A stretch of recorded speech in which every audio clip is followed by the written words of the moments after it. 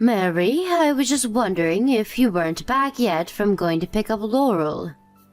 I heard on the TV today that it's supposed to rain soon, and I really need you to bring in all the laundry hanging outside. Do you have any idea when you're going to be getting back home? Oh, Carrie, it's lovely to hear from you.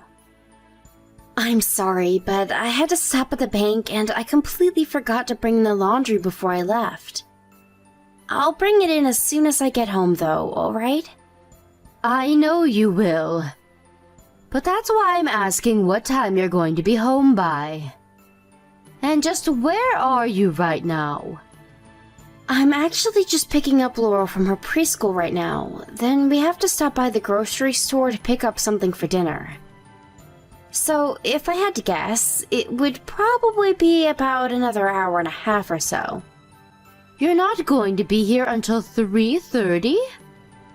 But it's practically going to be dark by then. You need to hurry up and get home as fast as you can, Mary. The laundry is not going to take care of itself. Right, yeah, sorry about that, Carrie. By the way, you're done with your period for the month, aren't you? Yes. It finished just the other day, if you really must know. Good, then you don't have any excuse to be lazing around the house anymore and complaining so much. Anyways, I guess that means that I can count on you giving me a second grandchild in the next year, yes?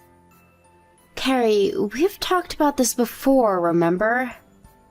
I'm going to be the one that will carry my second child, so please, just let me worry about the timing of when to get pregnant, okay? But Laurel is already 4 years old. You really do need to get on having a second child as soon as possible. Unless this is your way of trying to keep kicking the can down the line so that you don't give me a second grandchild. That's not what's going on at all. All I'm asking is for me to have time to worry about that when I'm ready for it, okay? It's not a matter of waiting until you feel like it. That could take forever. The second you even think that you might be ready for it, it's the time to dive in. I mean, you don't want a huge age gap between your kids, do you? How are they supposed to get along if they're at completely different stages of their youth? You really need to think more carefully about these things. And you really need to think about having a second child soon, since Laurel is just a girl. Sorry, what is the problem you have with Laurel being a girl, Carrie? You mean you really can't figure it out for yourself? What is my family supposed to do if the youngest heir is a girl? We need a boy to pass down my family name and take over all our affairs as everyone gets older. You really think I would trust any of that to a girl? Don't be absurd. Okay, I guess I can understand where you're coming from with that. But you do realize that even if I do get pregnant with a second child, there is no way to guarantee whether it'll be a boy or a girl, right? And that's why I'm telling you that you need to start getting pregnant now. You have to start early so that you can keep trying again and again until you finally give me a grandson. I'm not going to keep having kids until I have a boy just to make you happy, Carrie. Now you listen to me, young lady. A woman who can't give her husband or mother-in-law a boy is basically useless. Honestly, I'm surprised that you haven't been divorced for not wanting to get pregnant again. Back in my day, men were leaving their women all the time because they couldn't give them the sons they wanted. So I would appreciate it if you could swallow your pride and give your husband and his family what they want. Well, maybe that was how things went back then, but the times have changed a lot. And if you must know, Daniel and I are very happy with our little Laurel. You really must have some nerve talking to your own mother-in-law like that. Someone really ought to teach you some respect. Anyways, just hurry up and get pregnant already. That really should be the least that you can do for your family. Don't go patting yourself on the back just because you shut out some useless girl. I want a grandson, and I want one now, understand?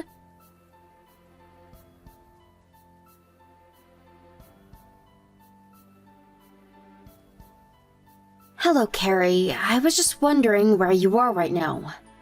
I'm grabbing a little coffee by the City Met station, if you must know. Then after this, I was going to the movies to see something with a friend of mine. Right, but Laurel is crying a lot right now. And what makes you think that that's my problem, huh? Well, she's telling me that you were saying some horrible things to her and being mean. Did you say something to her while I was busy cleaning the house today? Oh, I don't know. I was so busy getting ready to start my day, I don't remember every little word I said to her. You mean that? You really have no idea if you might have said something to upset her. Of course not. Laurel is just a big crybaby. She would cry even if I looked at her funny. And you're being a bad mother by encouraging this kind of behavior. You really need to set your daughter straight and tell her to grow up. Carrie, I'm not sure what it was that you said to Laurel, but I'm asking you to please not do that again. And just what makes you think that I even did anything, huh? Because your little girl said I did? Does Laurel have any proof or any kind of evidence that she's telling the truth? How can you just take a child's word over mine? Because I really don't think that she's a crybaby who would burst into tears for no reason. And I think that you might have said something to her or been needlessly strict with her, and now she's acting like this.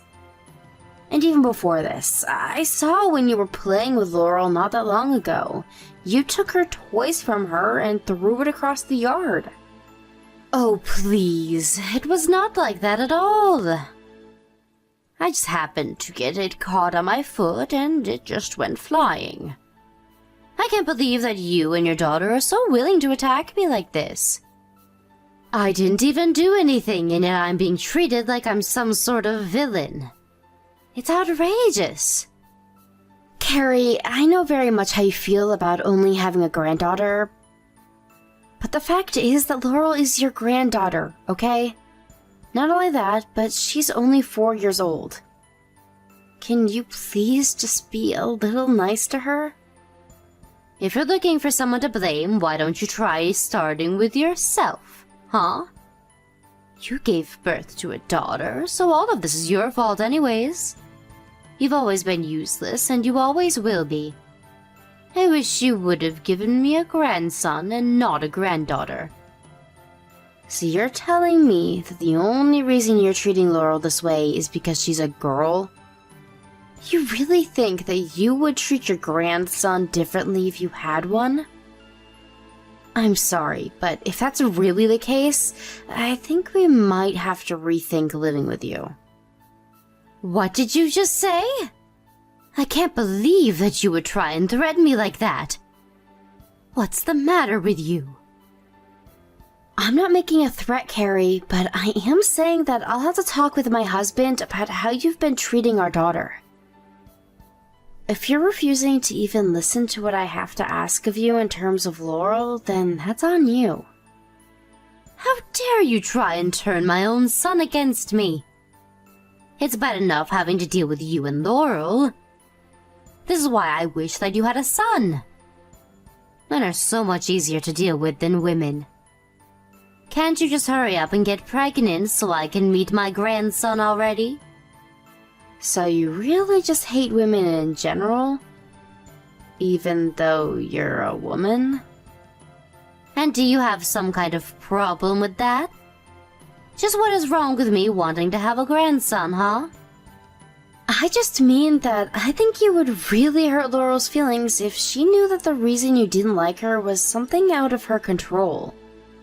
So I'll ask you again to please be nicer to my daughter, or I'll have to talk to Daniel about this. Mary, come now. When are you going to see that you're making a big mistake here? I mean, this is all your fault because you're the one who hasn't had a son yet. I understand that you're frustrated, but it's no reason to try and take it out on me. That is not why I'm frustrated. I'm frustrated because you literally said that you don't like your grandchild because she's a girl. I don't see how you having that issue is a problem for anyone else but you. Not only that, but Daniel and I are more than happy with our daughter, okay? You can tell that to yourself all you want, but I know the truth that you aren't really happy with her. Not only that, but as your mother-in-law, I know that you're being a bad wife right now. If you're not going to give our family a son who can carry on our name, then you're not doing the one job that you have, and I don't see any reason for you to stay in our family. I am very respectful of your family, Carrie. If it wasn't for all your family's ancestors before you, then I would have never met and married Daniel. But what you were asking for is different. You're asking for a boy to carry down your family name when our daughter can just keep her family name if she wants. I see that you really just don't get how this works, do you? Maybe I'm just wasting my time trying to get through to you. I think that on that we can agree. I don't want to be fighting with you either, and especially not about something like this. So I know that it might be a lot to ask, but can you please just take mine and Laurel's feelings a bit more into consideration? I can do that, but it doesn't seem fair if you don't do the same for me. You're basically asking for me to just fold over and do whatever you say while you don't even care what I have to say in return. And now I'm starting to get mad again. And all because you're trying to make me the bad guy for wanting a grandson. I don't see why this is worth getting so upset about. If and when Daniel and I want a second kid, we will have one. If it's a son, then great, we'll be happy. If it's a daughter, we'll also be just as happy. I think it's unfair for you to try and impose your wants on our relationship, though. I am through with you. It's obvious that there's no point in continuing this conversation if you're just going to be so stubborn. But know that I am not going to let you get away with disobeying me so easily. You won't get away with this, Mary.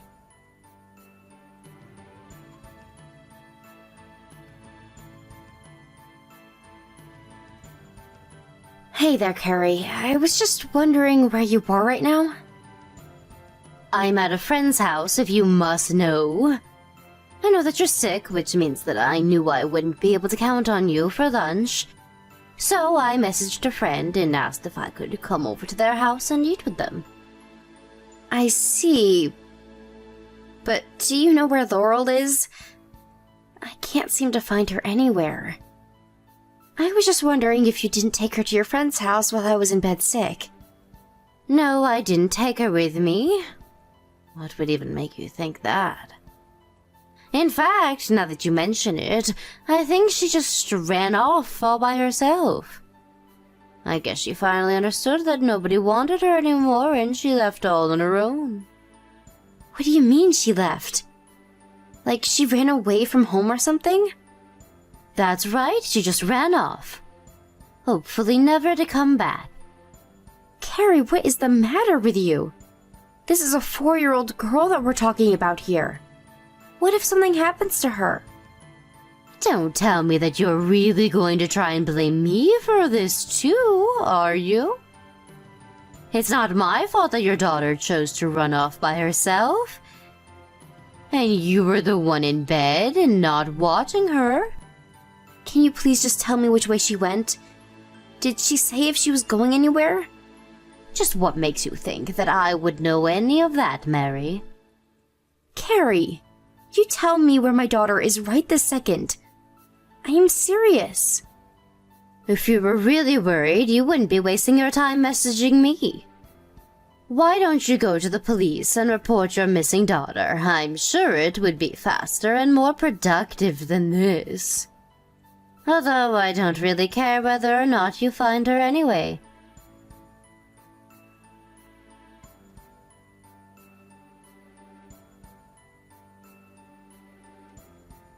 Mary, just what do you think you're doing, huh? Are you really going to try and move out of here? Why is Daniel packing up his stuff right now? Tell him to stop right now. You can't do this to me. What are you talking about, Carrie?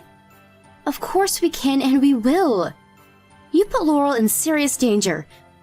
We refuse to live under the same roof as you anymore. But I told you that Laurel was the one that ran off all by herself. I didn't even do anything. Why are you always blaming me for all of your problems? I heard it all from Laurel herself, Carrie. She told me that you told her that nobody loved her or wanted her, and that she should just leave.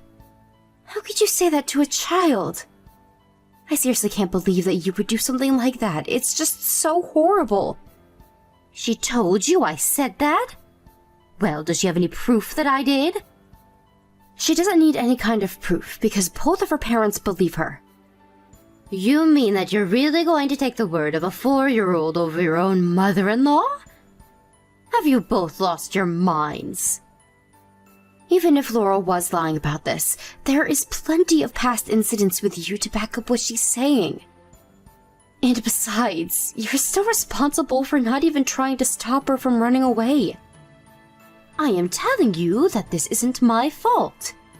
You can't just blame me like this. You're really going to pin this on me because your daughter snuck away? What about you? You really think that having a fever and staying in bed isn't just an excuse either? I accept responsibility for not keeping a better eye on her while I was sick. But I also know that Laurel isn't tall enough to unlock all the locks on the door to our house. Especially the chain at the very top, which had no reason to be undone. So all that means is that someone must have undone it for her before she left. And you're saying that's me? You can't just accuse people of something that you have no proof for. Besides, maybe I was already gone by the time she ran away. It isn't like you even asked me to look after her for you anyways. I don't see how this is anyone's fault but yours and Laurel's. So quit trying to put the blame on me because I'm sick of it. Oh, trust me, the feeling is mutual. And what is that supposed to mean? It means that I am sick of you and I never want you near my family again. Even Daniel says that he doesn't want to see you anymore. So consider this our way of cutting you out of our lives forever. Fine. Be that way.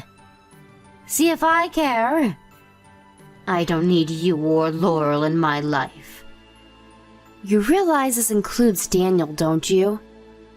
That's why he's packing up his things too? But he told me that he's just going to be living somewhere else. Although now that I think about it, he's ignored me ever since he told me that and went upstairs to start packing.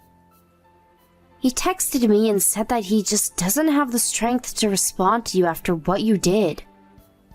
That's why he's not talking to you right now. Tell me, Mary, is this fun for you?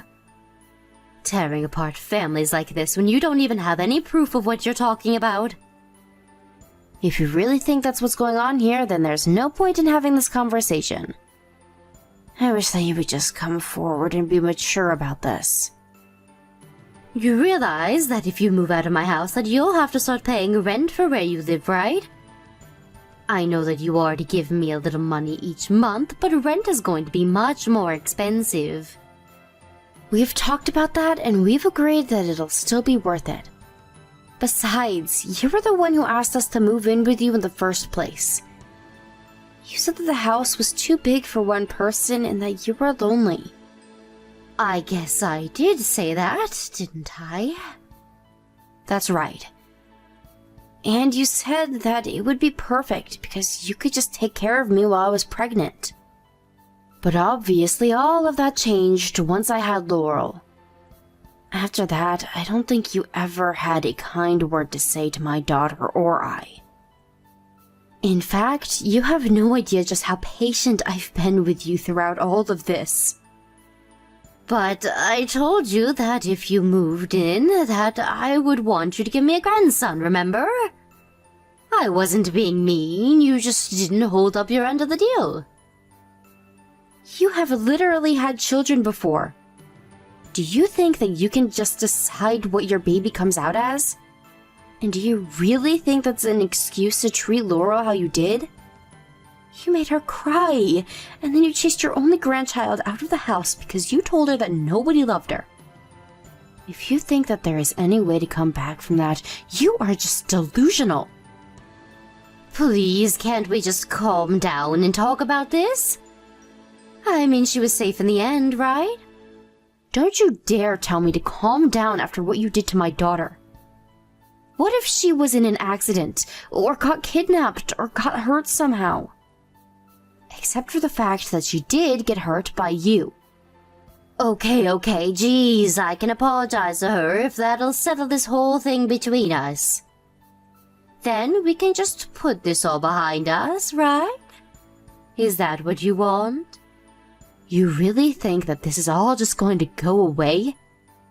I don't want you anywhere near my daughter ever again. But she's my granddaughter. You can't just keep her away from me like that. Actually, I can and I will. You should stop thinking of yourself as her grandmother because as far as Daniel and I are concerned, you're nothing to any of us. But I said that I'll apologize. Shouldn't that be enough? What can I do to make you forgive me? Nothing. I am never going to forgive you, and that's why we're moving out. The only regret I have is that we didn't do this sooner. But how are you going to find a place to live on such short notice? You can't just move out in a day. Nobody can do that. Please, you don't have to do this. Thankfully, you don't have to worry about that. That's for Daniel and I to figure out. I don't see any reason why I need to explain anything more to you. I'm so sorry. I didn't want things to go this way. It's way too late to try and apologize for what you've done now. Surely there must be something I can do to set this right, though, right? No, you've already done enough, thank you very much.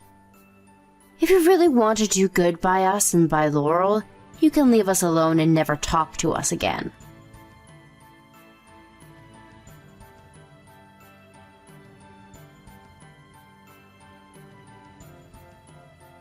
After that, the moving company that we hired arrived and helped us quickly pack and take all of our belongings. It did cost us quite a bit of money, but it was all worth it to get out of living with Carrie. Meanwhile, Carrie tried crying and begging to her son to stay. Daniel had kept quiet that whole time, but his mom's crocodile tears set him off and he really started laying into her. He went off about how he could never forgive Carrie for putting his daughter in harm's way. I heard from some old connections in the neighborhood that ever since we left, Carrie has been a depressed mess and hardly ever leaves the house. But after what she put me and my daughter through, it's difficult for me to have any pity for her. Instead, I'm going to focus on Laurel and make sure that she knows that she is loved and will always be enough.